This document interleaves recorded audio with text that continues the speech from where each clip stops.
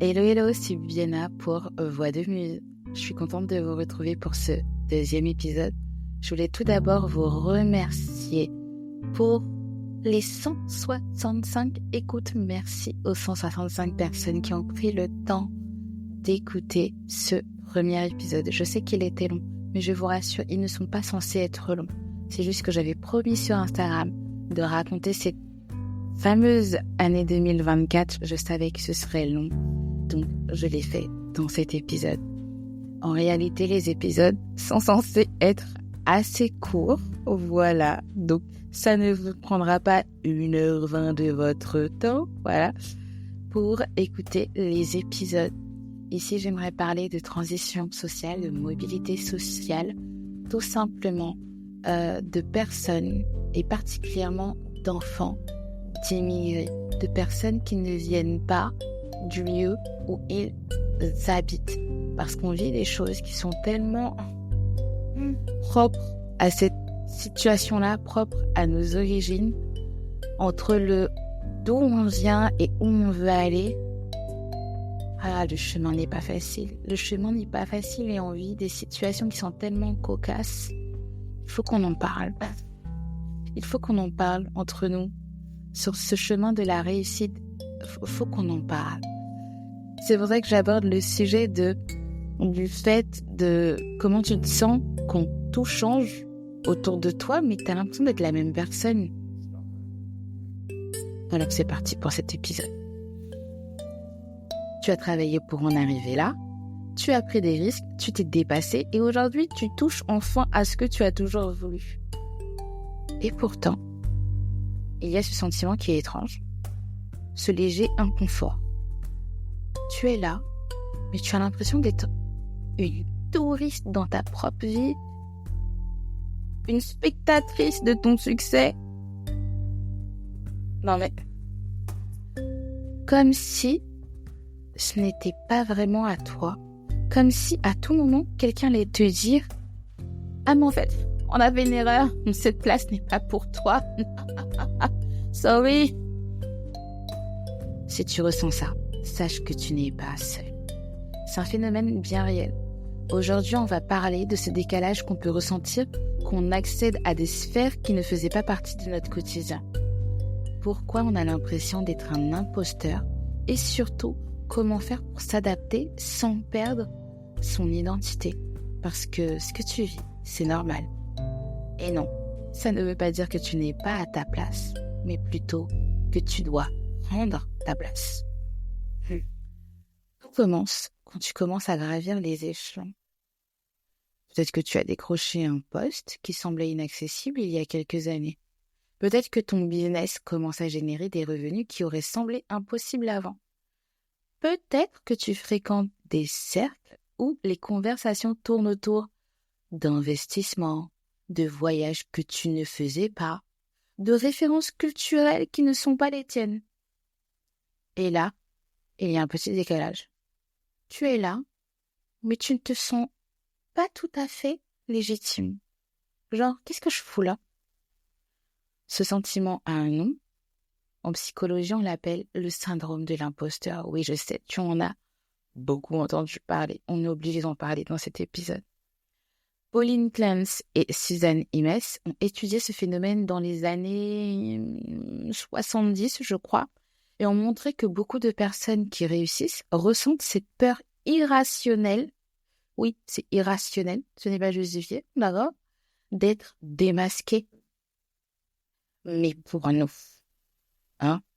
enfants d'immigrés, nous qui venons de plus loin que là où nous vivons, là où on évolue, ce n'est pas juste du syndrome de l'imposteur.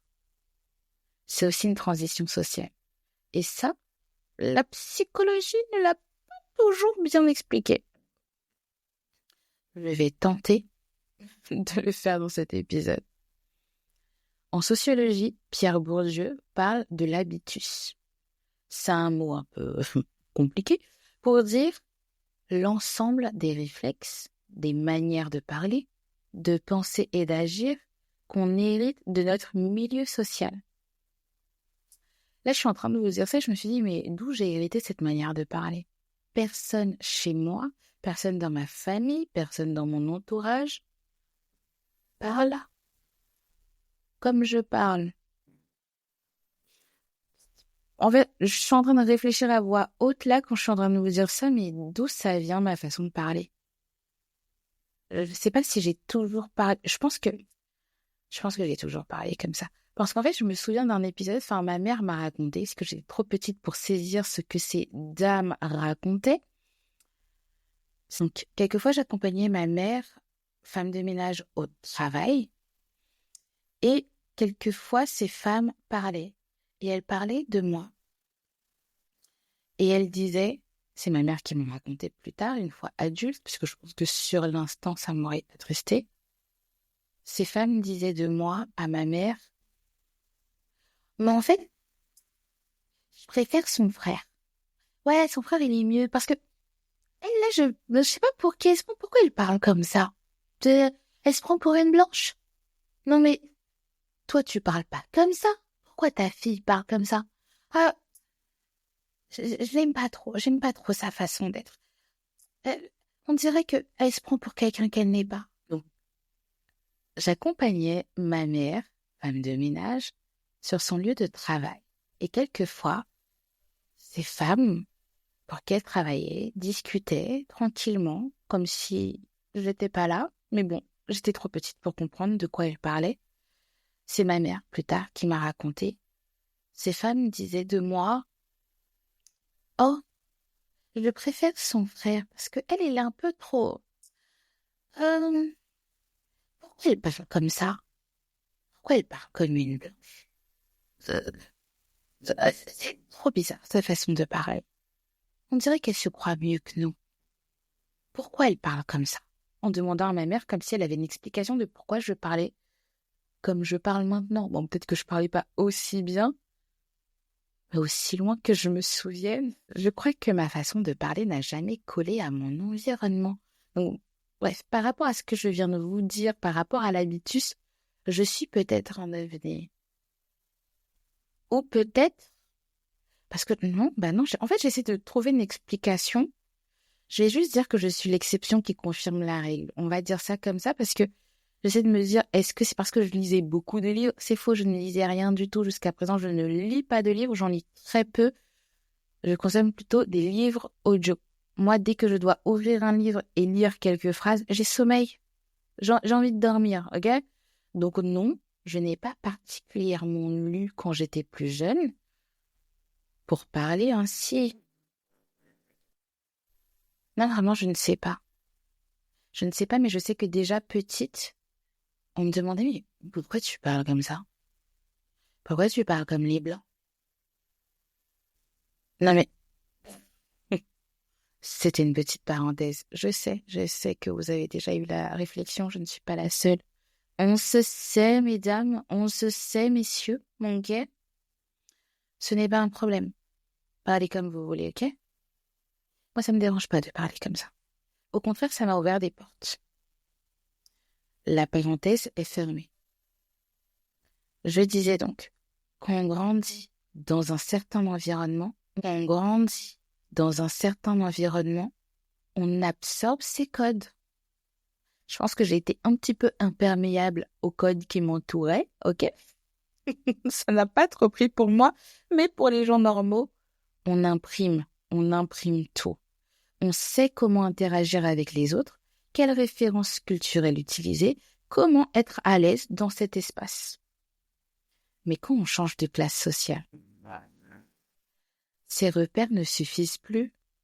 On arrive dans un nouvel espace où les règles sont complètement différentes. On a l'impression qu'il y a un script que tout le monde connaît, sauf nous. C'est comme quand vous êtes à un dîner ultra chic, il y a tous les couverts de chaque côté de votre assiette et vous savez pas quel couvert utiliser. Vous voyez cette situation malaisante? Mais c'est normal. Chez toi, il y avait que la fourchette. Même moi, à l'époque, c'était la cuillère. On mangeait même pas avec la fourchette. On mangeait avec une cuillère. J'ai appris très tard à manger avec une fourchette. Je me demandais, mais comment on peut amener de la nourriture à notre bouche avec un ustensile où il y a des trous, en fait. Pour moi, c'était pas fait pour manger. imaginez maintenant, moi je mange dans des restaurants chics. Alors qu'à la base, je mangeais avec une grosse cuillère. Parce que je comprenais pas l'utilité de la fourchette. En fait, je vous parle et en même temps, je pense à ça. C'est pas comme si j'avais l'intention, c'est pas comme si j'avais prévu de vous parler de ça, mais en fait, je réalise quand je vous raconte. Parce que quand vous me voyez là, vous avez l'impression que, oh, waouh, non, je ne viens pas d'un milieu aisé. Pas du tout. J'ai appris sur le tas. Je vous assure que je reviens de loin. Et si moi, je peux le faire, vous pouvez le faire aussi. Ça peut arriver même au travail. C'est pour ça que tu peux être en réunion et te sentir complètement perdu face à des références que tu ne maîtrises pas. C'est pour ça que tu peux être dans un dîner où tout le monde parle d'art contemporain ou de golf et te demander ce que tu fais là. T'as l'impression qu'ils parlent une autre langue. Et là, il y a deux réactions possibles. Soit tu te fermes et tu restes en retrait, comme si tu étais un intrus, soit tu essaies de surcompenser en prouvant à tout prix que tu as ta place. Mais la vérité, c'est qu'il y a une troisième loi. C'est celle que je veux que vous preniez. C'est comprendre que ce sentiment est temporaire et que tu n'as pas à prouver ta valeur. Juste à l'incarner. Maintenant que tu sais d'où vient ce malaise, comment tu fais pour t'en détacher? Premièrement, comprendre que l'inconfort est normal. Si tu ressens ce décalage, c'est parce que tu es en mouvement. Ceux qui restent au même endroit toute leur vie ne vivent jamais cette sensation.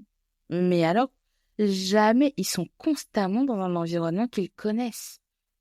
Pour toi, c'est un signe de croissance, d'évolution. Ne lutte pas contre. Deuxièmement, ne pas chercher à effacer qui tu es. Ça, c'est le point le plus important pour moi. Ce n'est pas parce que tu évolues que tu dois renier d'où tu viens. C'est justement ça qui fait ta singularité, ton authenticité. C'est ce qui fait ta force. Apprends les codes, mais n'efface pas les tiens. Quand même, tes parents t'ont éduqué, t'ont appris des choses. Il n'y a pas tout à jeter. Au contraire, garde le meilleur. C'est ce qui constituera une bonne part de ton identité. Troisièmement, s'entourer de personnes qui comprennent ce parcours. C'est là que la représentation, les exemples, les inspirations entrent en jeu. Annie Ernaux parle du concept de transfuge de classe. Ce moment où on se sent entre deux mondes, le cul entre deux chaises. L'astuce, c'est de se connecter à des gens qui ont déjà fait ce chemin et qui prouvent qu'on peut réussir sans se perdre. C'est dans ces moments-là qu'on a besoin de voir des Kelly Massol, des Mawa McQueen, des personnes qui n'étaient pas destinées à être millionnaires, multimilliardaires, pour Mawa McQueen. Pour Kelly Massol, je ne sais pas trop où elle se situe. Je ne sais plus, du moins. On a besoin de voir qu'il y a des personnes qui ont déjà parcouru ce chemin, qui viennent du bendo, du Tieker, et qui maintenant vivent dans des lieux somptueux, partent en vacances dans des lieux incroyables, ont des business qui génèrent des millions et des millions et des millions, qu'elles sont leaders dans leur domaine, alors que rien ne l'est prédestiné. Mawa McQueen, elle a grandi à Trappes. Kelly Massol, je crois qu'elle venait de la banlieue aussi, mais elle a réussi à s'extirper de la banlieue parce qu'elle allait dans une école dans le 16e. Vous voyez à quel point c'est important. Important est l'impact du changement environnemental. Quand votre environnement change, et si vous allez dans un environnement propice au succès, vous allez suivre le mouvement, en fait. Kelly Massol, elle a choisi une école qui était dans le 16e. Mawa McQueen, il me semble, elle est partie aux États-Unis. Elle savait que si elle restait à Trappes, c'était gâté. C'était mort. Voilà. Son rêve allait être mort dans le film. Ok? Il est hyper important au bout d'un moment de vous dire, si je veux réussir, il faut que je sorte de ça. À moins que vous baigniez déjà dans un environnement baigné de succès. C'est ok. Si ce n'est pas le cas, sortez de votre quartier. Sortez de votre banlieue. Sortez de cet environnement qui vous empêche d'aller plus loin. Pas pour renier de là où vous venez, non. Juste pour évoluer, pour apprendre d'autres choses. Ouvrir le champ des possibles. Moi, par exemple, je vais régulièrement travailler dans des beaux restaurants, avec un beau cadre, avec un super service. Pourquoi? Ça m'inspire. Sortir de mon environnement, ça me permet de me rappeler qu'il y a des choses tellement belles dans ce monde auxquelles je veux goûter, auxquelles je peux goûter si je me donne les moyens de réussir. Ça me permet de rencontrer des personnes qui vivent d'autres réalités que les miennes, parce que c'est leur vie, c'est déjà leur vie. Ça me donne des idées, ça m'inspire. Ça élève même mes idées. J'aurais pas eu les mêmes idées dans un environnement broke que dans un environnement propice au succès. C'est complètement différent. Je vous invite à le faire. Encore aujourd'hui, je parlais avec mon amie, elle m'a dit, je voulais m'installer dans un beau restaurant chic et tout, élégant. Voilà. Je ne sens pas dans ses habitudes. Je voulais se faire plaisir. Elle me dit, mais j'ai regardé la carte avant d'y aller. Il y en a pour 100 euros. Donc moi, je vais sortir, je vais manger pour 100 euros, mais ça va pas ou quoi? Ce que je lui ai répondu, c'est que moi, je vais régulièrement dans ces restaurants. La plupart du temps, je ne mange pas. Je ne mange pas. De un, je suis pas là pour me donner un genre. J'en ai pas les moyens. J'ai pas les moyens, là, tout de suite maintenant, de me payer des repas à 100 euros toutes les semaines. Je veux pas. Je ne veux pas. Ok? Donc, je ne vais pas faire genre pour me donner une image de j'en ai rien à faire, ok? J'en ai pas les moyens, je fais pas. Mais alors, Bibiana, qu'est-ce que tu fais dans ces restaurants chics? Tu bois de l'eau? Non, je ne bois pas de l'eau. Je mange chez moi avant d'y aller et je me pose pour prendre le dessert et un café là-bas. Je ne vais pas dans ces endroits pour remplir mon estomac. J'y vais pour remplir mon esprit. Les riches ont les moyens de manger des repas à 100 euros. Ok? Ils peuvent le faire là, ils sont juste là pour remplir leur ventre. Moi, je n'ai pas encore les moyens de juste venir me remplir le ventre. Je viens chercher l'inspiration. Je viens chercher le prochain step pour ma vie. J'ai besoin d'être là pour être inspirée et pour faire mieux que ce que j'aurais fait si j'étais restée dans ma zone de confort. Beaucoup de personnes qui n'ont pas l'habitude d'aller dans des lieux chics, dans des lieux de luxe, se sentent mal, ne se sentent pas à leur place. On va bien vous traiter. Il n'y a pas écrit sur votre tête « Je suis pauvre, mais je fais genre ». Vous pouvez rentrer dans ces lieux. La seule personne qui vous donnera l'autorisation d'y aller, c'est vous. Autorisez-vous à aller dans les lieux chics, dans les lieux luxueux, là où vous pensez que vous n'avez pas votre place. Si vous n'avez pas votre place dans les meilleurs lieux, vous avez votre place où? Dans les bas-fonds du système? Dans des favelas? Non mais, vous avez le droit de rentrer dans un beau resto, un beau café. Vous avez le droit de rentrer à l'heure du tea time, prendre un petit café. Ça le fait, c'est ok. On ne vous dit pas d'aller dépenser tout votre PEL dans un restaurant chic pour vous donner un genre, pour être inspiré. Ce n'est pas le projet. Prenez un café, prenez un chocolat, prenez un thé, prenez une petite gourmandise. Ça suffit largement. C'est à ces endroits-là aussi que vous pouvez rencontrer des personnes inspirantes qui vont vous donner un coup de main, qui vont vous donner des idées, qui vont vous soutenir. C'était la petite parenthèse sur les restaurants chics et pourquoi vous devez y aller. Le dernier point, c'est changer de mindset. Tu es à ta place. Personne ne t'a fait une faveur. Personne ne t'a donné cette place par chance. Tu n'es pas là par accident. Tu es dans cette nouvelle sphère parce que tu l'as mérité. Tu as pris des décisions qui t'ont mené là. Tu as emprunté un parcours qui t'a mené là. Tu as fait des choix qui t'ont mené là. Ces opportunités, elles sont pour toi. Prends-les. Ne les donne pas à la voisine. Non, mais elle a plus d'expérience. C'est pour toi. Tu n'as absolument rien volé. Tu n'as pas usurpé ta place. Tu n'es pas un imposteur. Si tu ressens ce malaise, ce n'est pas parce que tu es un imposteur, c'est parce que tu es en train de devenir quelqu'un que ton passé ne t'avait pas préparé à être.